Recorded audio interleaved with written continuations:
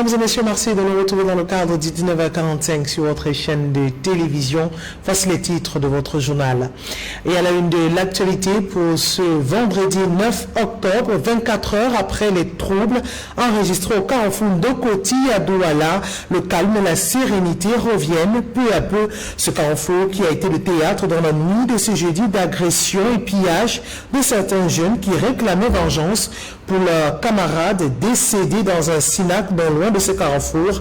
Et dans ce journal, la rédaction vous propose une enquête sur le phénomène dit de retour qui est désormais dirigé par des individus fonctionnant en groupe, se faisant appeler les microbes. Et vous verrez dans le reportage certains quartiers réputés qui brillent par ce phénomène, le trafic de drogue ou encore la vente de certains stupéfiants qui sont commercialisés au vu et au su de tout le monde et parfois même des autorités sécuritaires. Selon certains témoignages, dans ce reportage et dans ce journal, la réaction des hommes politiques universitaires à retrouver dans quelques instants. Et puis on revient sur une journée célébrée ce vendredi 9 octobre, la journée des personnes vivant avec un handicap, une journée internationale de l'handicap qui est une occasion de se focaliser sur les difficultés que les personnes handicapées vivent au quotidien. Reportage à redécouvrir dans les colonnes de ce journal. Voilà pour les titres.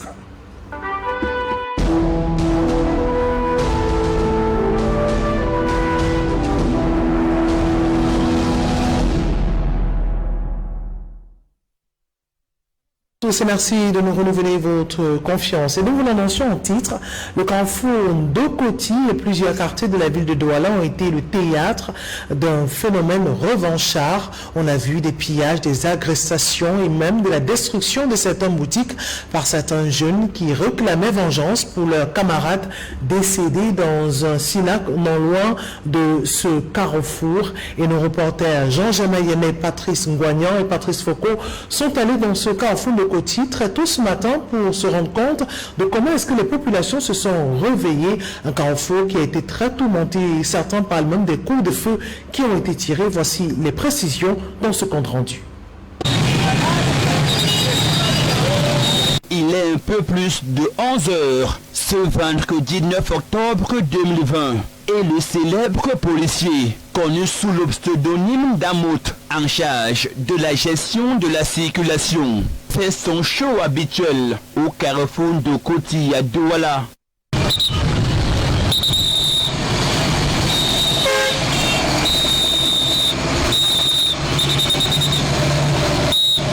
Et tout autour de l'homme maintenu, les usagers vaquent librement à leurs occupations. L'activité commerciale suit son cours normal. Et le mythique carrefour qui dessert des 6 arrondissements que compte le département du Vouré, grouille de monde, le débandade total au carrefour de Koti à Douala. 18h30, 19h. J'étais assis, le monde courir, les gens courir à gauche et à droite. Et comme venait de dire mon petit frère, mais c'est tout le monde qui courait sans même savoir. Nous avons vu et la population qui courait à pied, c'est bien ce qui signalait, ils arrivent, fermer tout, ça a créé la panique, on est obligé de tout fermer et rentrer tout. La boutique qui monte en courant, ceux qui descendent, déjà les magasins qui ferment brusquement. Bon, et nous aussi, il fallait qu'on se mette aussi à l'abri. Armés de maquettes, couteaux et autres gourdins, une horde de jeunes a pris d'assaut le carrefour de Koti et le long jusqu'au quartier Cité Sikam, commettant des actes barbares sur le passage. Ils agressaient les gens, ils prenaient tout ce qu'on laissait passer. Les gens ont dit que les gens laissaient les marchandises et ils fuyaient. Quand tu fuyais, on ramassait ta marchandise, on t'agressait, on coupait le sac des gens. Et certaines personnes fuyaient même sans savoir pourquoi eux ils fuyaient parce qu'ils voyaient les gens fuir. Beaucoup se sont blessés hier. Beaucoup ont eu à enfoncer leurs pieds dans des rigoles et ont été vraiment blessés. Ils font des victimes en dépouillant de l'argent, les téléphones, tout ce qu'on peut avoir d'important, et ils s'en vont aussitôt. Et selon certaines informations, Ces jeunes surexcités, organisés en bande armée, constituent le phénomène dit de retour, décidé d'en découdre avec un autre camp de jeunes qui serait à l'origine du meurtre d'un des leurs le week-end dernier dans un snack bar dancing au quartier Cité Sicam. Et c'est après qu'il y a des petits racontages où un soir on dit c'est le retour, il y a eu peut-être un brigand, on a tapé, on a tué, et ses amis sont venus, c'est-à-dire au retour, ce qu'on appelle retour. Donc. Ils sont sortis vers tunnel de Koti pour remonter vers Tradé en courant. Bon, moi-même j'ai fui parce que je ne savais pas exactement ce qui s'est passé. Bon, après on nous a dit que c'est le retour des gens des mafias qui sont venus ici pour se venger parce qu'on a tué une de leurs amis. La prompte intervention des forces de l'ordre a permis de ramener le calme. Et l'ordre au carrefour de Koti et dans d'autres quartiers, théâtre de ce vaste mouvement de panique. Et aux dernières nouvelles, plusieurs parmi ces gangs d'agresseurs ont été interpellés. Et ce phénomène dit de retour prend de plus en plus d'ampleur dans certaines villes de la capitale économique Douala.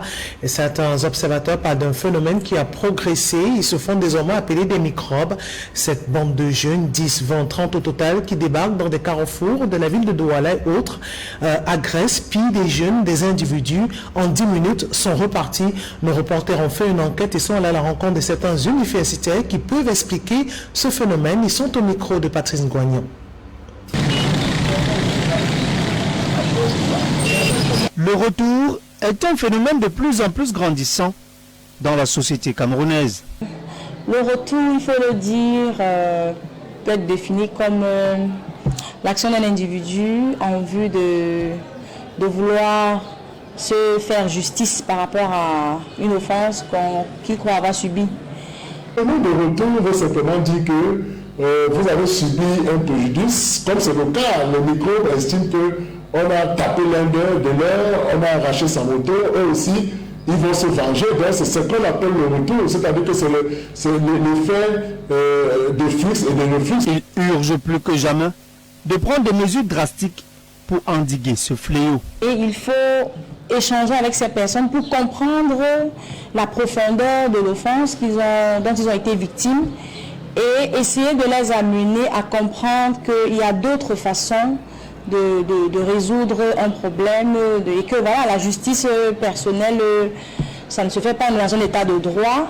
Donc il y a une procédure. Je ne vais pas entrer dans les questions de est-ce que c'est suivi ou pas, mais c'est de faire comprendre à ces personnes-là que le retour a également des conséquences. Les causes, au-delà du chômage, se trouvent aussi dans la prolifération et la vente de la drogue. Après la sensation de victime, c'est-à-dire que le sentiment de vouloir se venger, il y a que ces jeunes vont s'armer de courage au travers des stupéfiants qui sont malheureusement pour nous aujourd'hui à portée de main, c'est-à-dire qu'ils arrivent à s'en approvisionner un peu de partout à moindre coût.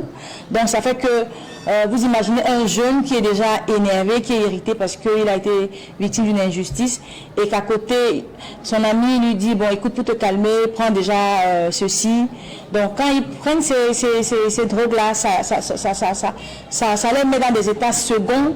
Les forces de maintien de l'ordre doivent agir. Que la police doit justement utiliser tous les moyens de renseignement possibles pour essayer d'endiguer et de conjurer de tels phénomènes. Que si rien n'est fait à la base, ces phénomènes prendront justement de la recrudescence et de la permanence qui pourront, à mon sens, mettre en branle la sérénité et l'intégrité territoriale.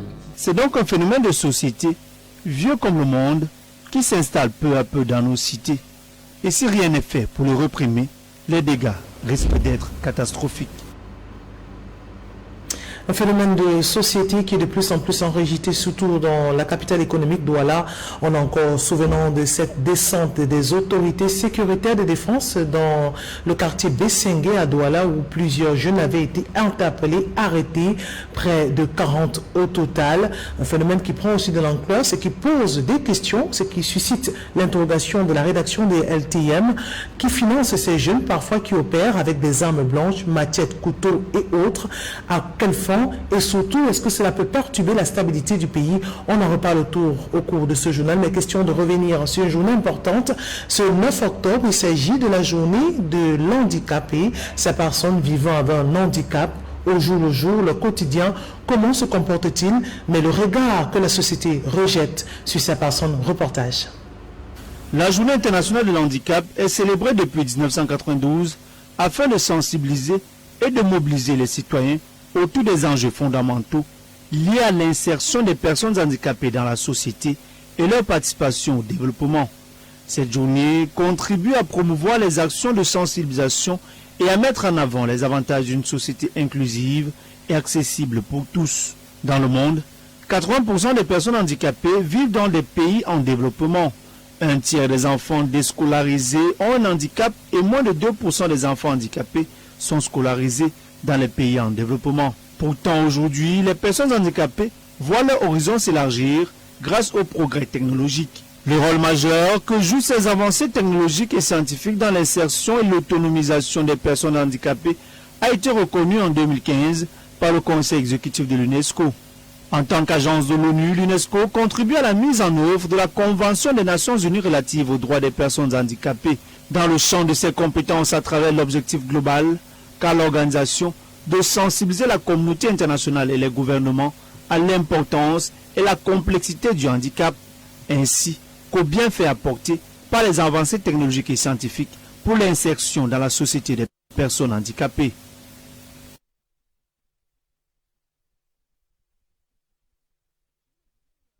Venons sur le phénomène de Koti à Douala qui s'est produit. On a vu plusieurs personnes agressées, un phénomène dit de retour ou de microbes.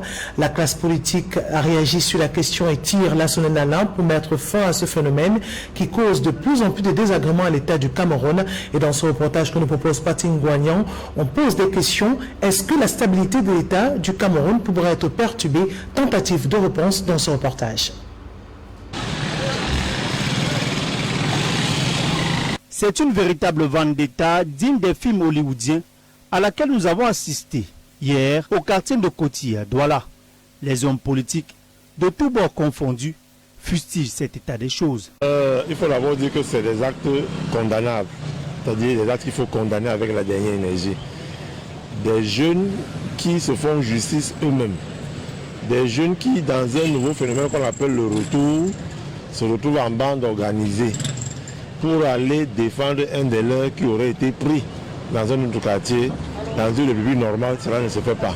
Je suis en train d'indiquer que ce n'est pas la première fois que cette sortie a lieu. Je crois qu'on a été informé de ce que plusieurs fois il y a eu ce genre de sortie, notamment au niveau de Aqua.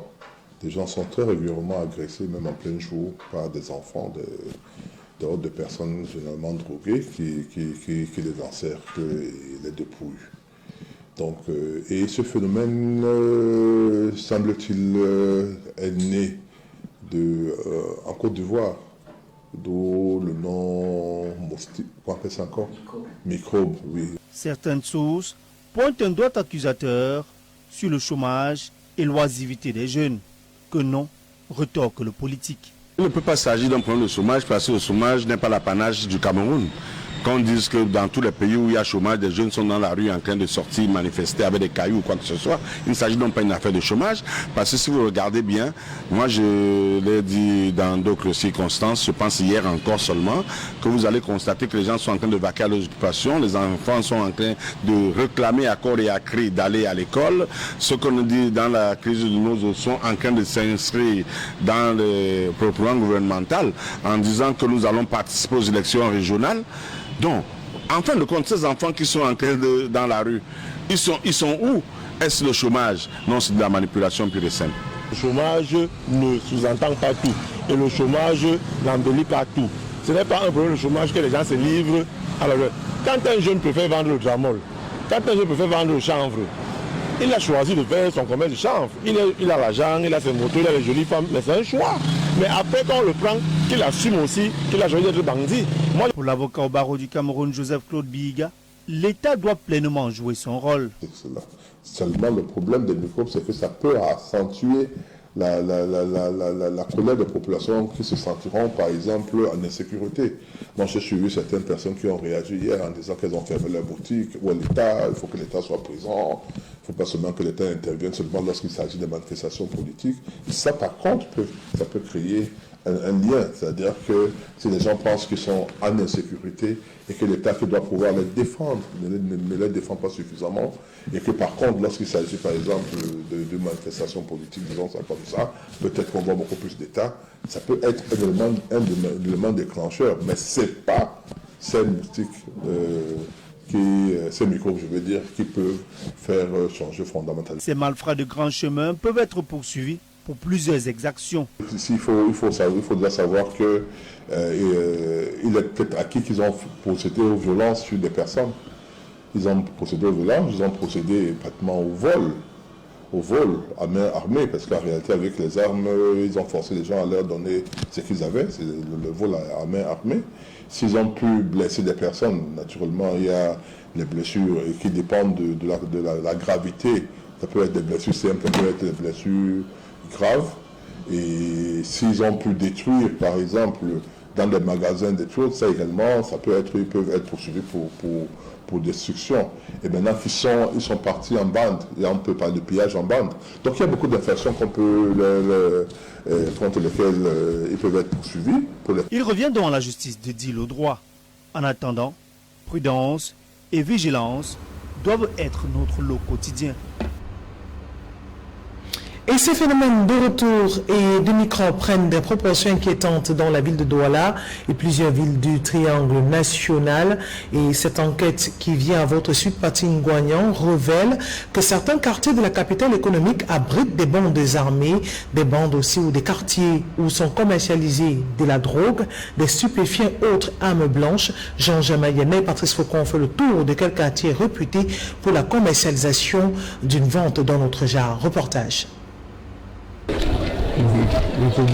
Ces différents quartiers sont réputés pour être extrêmement dangereux, de jour comme de nuit. Dans la ville de Douala, citons pêle-mêle les quartiers Bilongue, Dakar, Nkololoun, Nkongmondo, New Belmakea, Babylone, Monkam, Ngangé, Ngongsoa, KDD ancien étage, Cité Sik, Bepanda, Makepe Misoke, Maturité, Bonaberi Mabanda, que sais-je encore. D'après le moment, est-ce qu'il y a l'insécurité au quartier?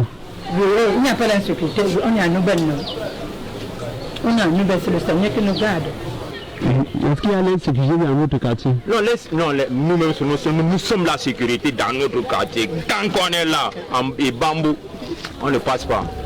L'insécurité criarde est endémique dans ces quartiers, zone de prédilection des malfrats, organisés en bande armée et où la grande criminalité, sur toutes ses formes, telles que le vol à la tire, l'escroquerie, agression et braquage, règne à maître. Ouais, pour ça vraiment, Inch'Allah, Dieu merci pour l'agression là, je ne comprends pas trop.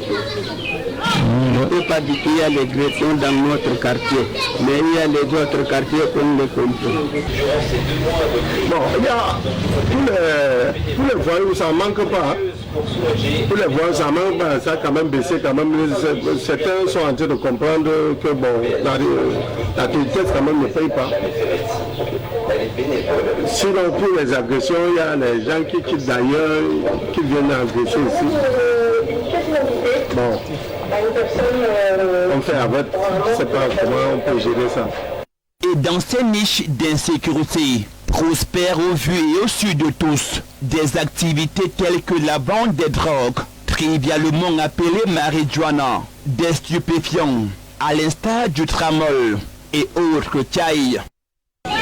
Et donc, d'après vous, qu'est-ce qui manque dans ce quartier? Et ce qui manque, il y a plein de vêtements, nous voulons les lampadaires, nous voulons toujours un peu de l'aide pour nettoyer toujours comme les rigoles comme ça. Là. Et tout ceci se déroule dans ces différents quartiers où la réputation de ces coins est établie dans la métropole économique du Cameroun, en toute impunité, où ces gangs de malfrats sèment la terreur et la panique comme dans un no man's land en un temps record et repartent aussitôt, généralement à bord des engins, sans en être inquiétés.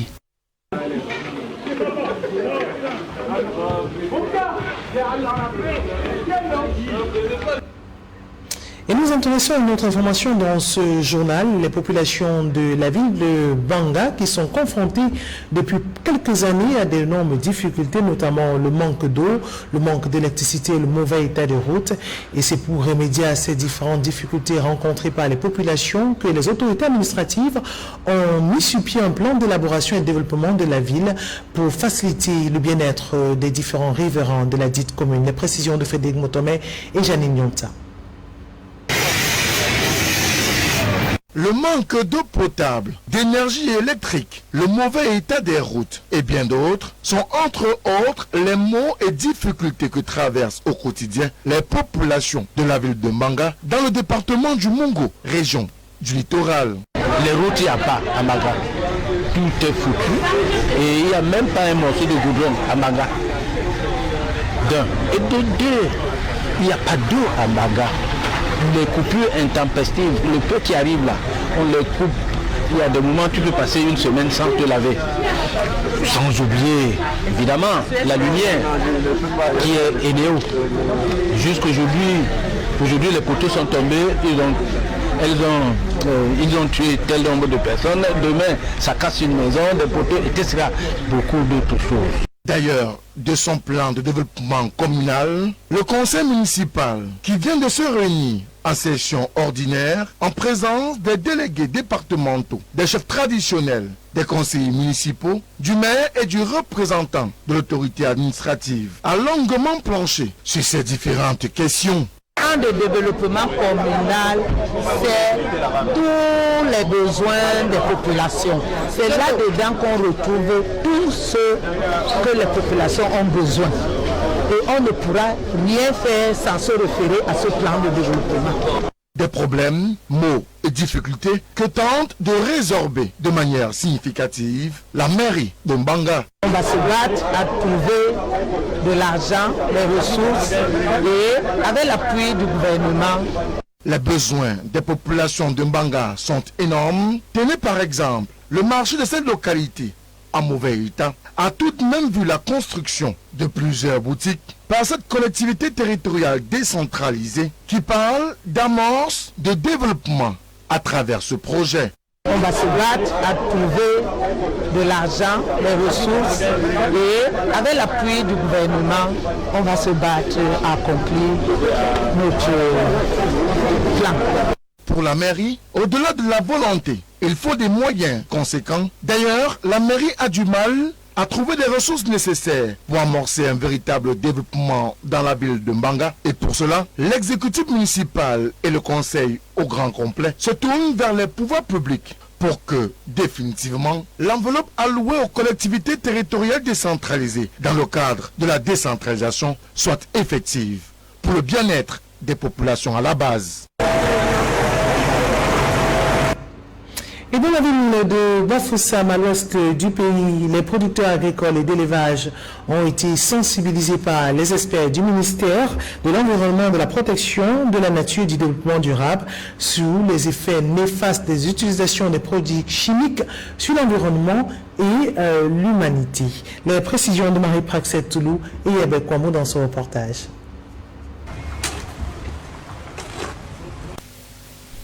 L'agriculture et l'élevage sont de nos jours des sources principales de revenus de plusieurs millions de Camerounais, parmi lesquels les populations des régions de l'Ouest. Et pour accroître leur rendement, les producteurs des secteurs agricoles et d'élevage ont recours aux produits chimiques que sont entre autres les engrais chimiques, les pesticides, les herbicides. Seulement l'utilisation abusive de ces produits chimiques favorise la prolifération des conséquences néfastes sur l'environnement et la santé. Langage courant dit que l'excès nuit en tout.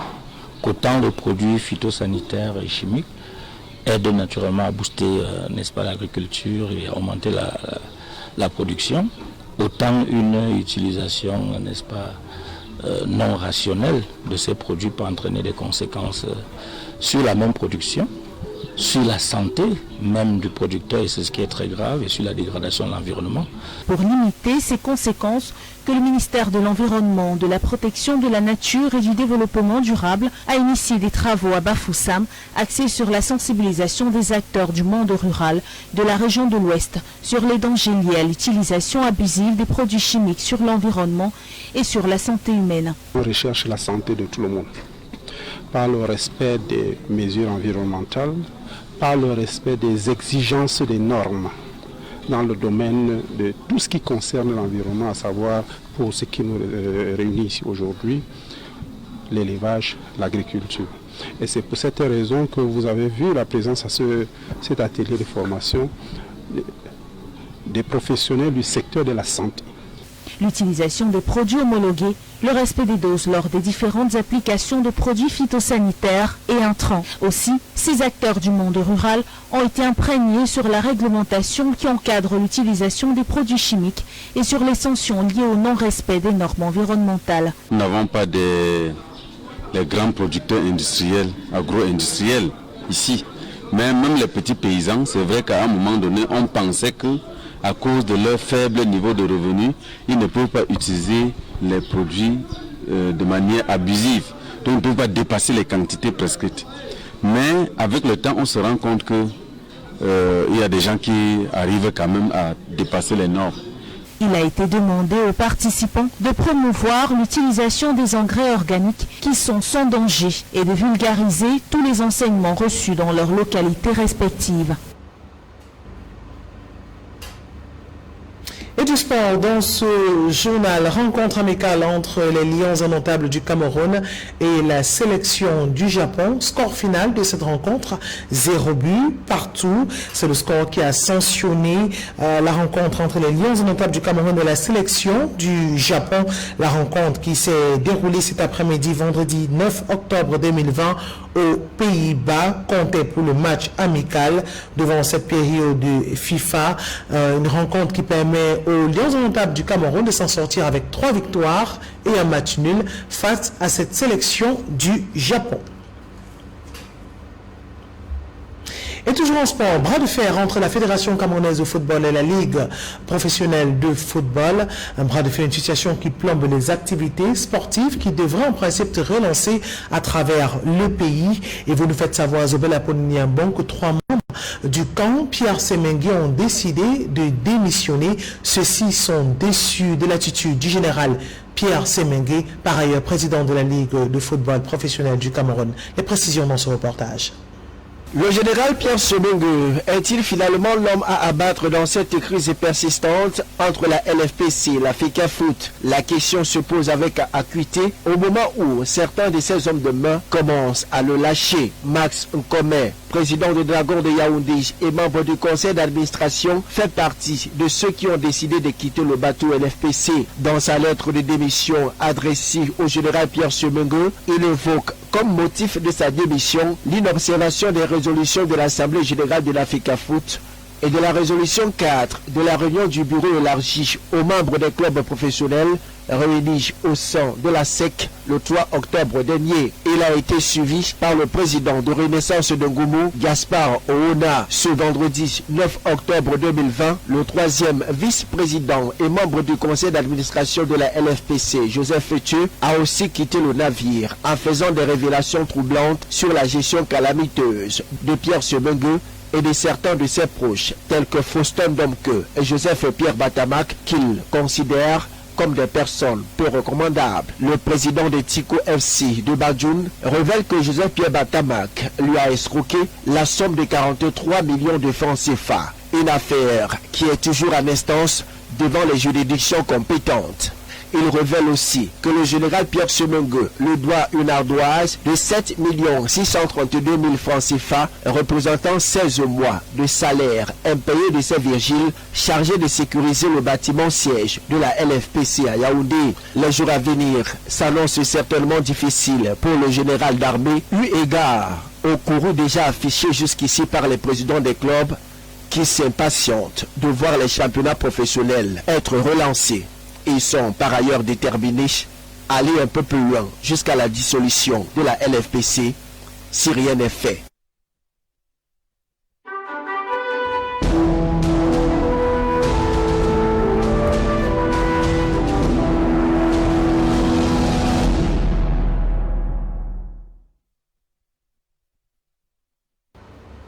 Et à l'international, des colères et manifestations, tensions ont été enregistrées en Algérie ce jour. France 24. Elle voulait briser le silence, mais la police les a bien vite dispersés. À Alger, une centaine de femmes se sont rassemblées pour dire leur émoi et leur indignation après un nouveau féminicide. Il y a quelques jours, le corps de Shaima a été retrouvé après la disparition de la jeune fille de 19 ans. Battue, violée et brûlée vive par un homme qui connaissait la famille, elle est un symbole de plus de l'indifférence face aux violences faites aux femmes. Le gouvernement ne propose pas de centre d'hébergement ou de mécanisme pour protéger les victimes de leurs tortionnaires, dit cette manifestante. Il dit qu'il y a des lois, mais en réalité on demande aux femmes de pardonner à leurs agresseurs, que ce soit leur frère, leur père ou qui que ce soit d'autre. Des femmes déposent plainte et attendent 3 ou 4 ans que leur affaire soit traitée, qu'un jugement soit rendu. Ce sont des conditions inacceptables. L'Algérie est le pays des Algériens et des Algériennes. J'aime beaucoup être optimiste, mais aujourd'hui je vois que nous n'avons pas été suffisamment nombreuses, ni nombreux, parce que c'est une question d'hommes et de femmes, de façon égalitaire, c'est notre problème à tous, et je crois qu'on va encore mourir et être violés et frappés, encore. L'affaire a suscité une vague d'indignation sur les réseaux sociaux et des appels au rétablissement de la peine de mort, mais c'est avant tout un changement de mentalité qu'appellent ces femmes.